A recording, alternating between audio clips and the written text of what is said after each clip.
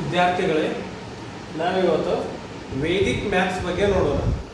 Normal ಆಗಿ ನೀವು calculation ಮಾಡಬೇಕಾದ್ರೆ ಈ ಭಾಗದಿಂದ ಮಾಡ್ಬೇಕ್ರಿ. 3 2 ಎಷ್ಟಾಗುತ್ತೆ ಅಂದ್ರೆ 5 ಆಗುತ್ತೆ. ನೆಕ್ಸ್ಟ್ 1 ಏನಾಗುತ್ತಪ್ಪ ಅಂದ್ರೆ 2 ಆಗುತ್ತೆ. 6 3 9 ಆಗುತ್ತೆ. ಸೊ ಈ ವೇದಿಕ್ ಮ್ಯಾಥ್ಸ್ ಮೂಲಕ ನಾವು ಕ್ಯಾಲ್ಕುಲೇಷನ್ ಮಾಡ್ಬೇಕಾದ್ರೆ ಯಾವ ರೀತಿ ಮಾಡ್ಕೊಂಡು ನಾವು ನೋಡೋಣ. ಇಲ್ಲಿ ಈ ಸೈಡ್ ದಿಂದ ನಾವೇನ್ ಮಾಡ್ಬೇಕು, ಅಡಿಷನ್ ಮಾಡ್ಬೇಕು. ಈ ಭಾಗದಿಂದ ಕೂಡ್ಸ್ಕೊಂಡು ಹೋಗ್ಬೇಕು.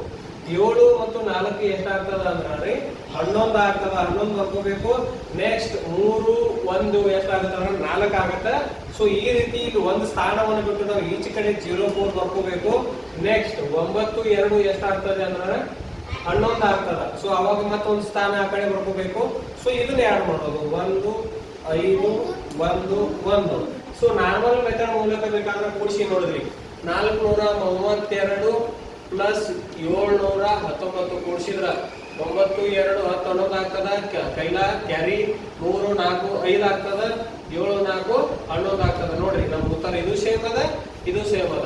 ಸೊ ಅದನ್ನ ಬಿಟ್ರೆ ಇದನ್ನ ಮತ್ತೆ ಯಾವ ರೀತಿ ವೇದಿಕ್ ಮ್ಯಾಥ್ಸ್ ಮೂಲಕ ಯಾವ ರೀತಿ ಬರ್ಕೊಳ್ಳೋದು ಅಂದ್ರೆ 432 ಅನ್ನ 400 ಪ್ಲಸ್ 30 ಮತ್ತೆ 2 ಈ ರೀತಿ ಕೂಡ ಬರ್ಕೋಬಹುದು.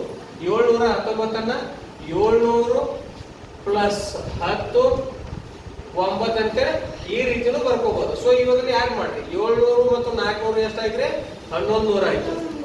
ನೆಕ್ಸ್ಟ್ 30 10 40 ಆಯ್ತು.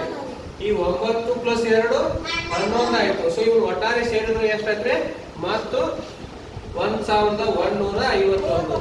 ಸೊ ಈ ರೀತಿ ವೇದಿಕ್ ಮ್ಯಾಥ್ಸ್ ಮೂಲಕ ನಾವು ಕೂಡಿಸುವ ತಂತ್ರವನ್ನ ಈಸಿಯಾಗಿ ಈ ಸೈಡ್ ನಾವು ಮಾಡಬಹುದು.